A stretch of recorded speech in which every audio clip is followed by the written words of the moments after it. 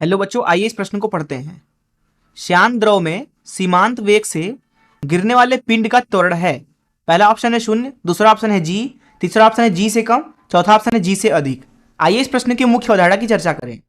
मुख्य अवधारणा, तो यहां पे हम अब कुछ चीजें समझते हैं। मान लीजिए यह एक द्रव है कुछ इस तरीके से, और ये मान लीजिए द्रव का तल है कुछ इस तरीके से। हम क्या करते हैं कि एक वस्तु को ले जाकर के द्रव के अंदर छोड़ देते हैं। मान लीजिए वस्तु का जो द्रव्यमान है वो m है, तो उसके ऊपर गुरुत्वाकर्षण बल नीचे की तरफ लगेगा mg। इसकी वजह से होगा ये कि ये जो वस्तु हमने छोड़ी है पानी के अंदर, वो धीरे धीरे एक रफ्तार प्राप्त कर लेगी v।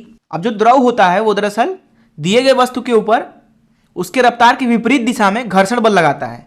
तो यहां पे हम बोल देते हैं कि जो F है वो घर्षण बल है इस द्रव का इस वस्तु के ऊपर।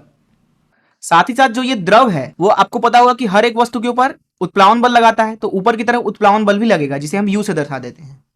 तो दरअसल अगर आप ध्यान से देखें तो दरअसल जो ये उत्प्लावन बल है और जो ये गुरुत्वाकर्षण बल है ये दोनों तो नियत हैं, लेकिन जो ये घर्षण बल है वो नियत नहीं होता, वो दरअसल इस गति पर निर्भर करता है।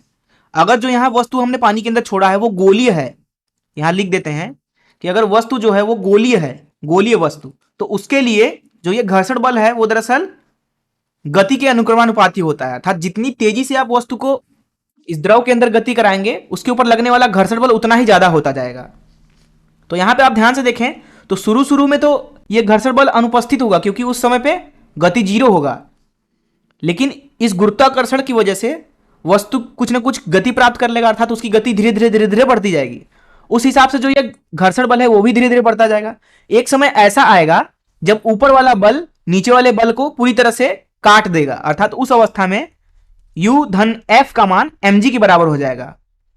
दरअसल इस अवस्था में वस्तु जिस गति से गति कर रही होती है उसे हम बोलते हैं सीमांत वेग, अर्थात v का मान सीमांत वेग के बराबर हो जाएगा। सीमांत वेग को vc से दर्शाया जाता है, अंग्रेजी में इसको क्रिटिकल वेलोसिटी बोलते हैं। और यह तब होता है जब ऊपर वाले बल नीचे वाले बल के बराबर हो जाए।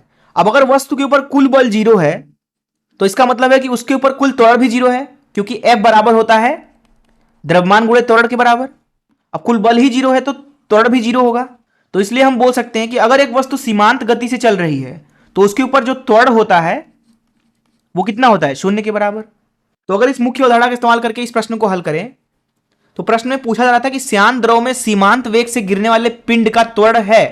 जैसा कि हमने मुख्य अवधारणा में बात किया कि अगर वस्तु सीमांत वेग से चल रही है तो उसका त्वरण कुल 0 होना चाहिए, क्योंकि उसके ऊपर लगने वाला कुल बल 0 होता है। तो इसलिए इस प्रश्न का उत्तर ए हो जाएगा।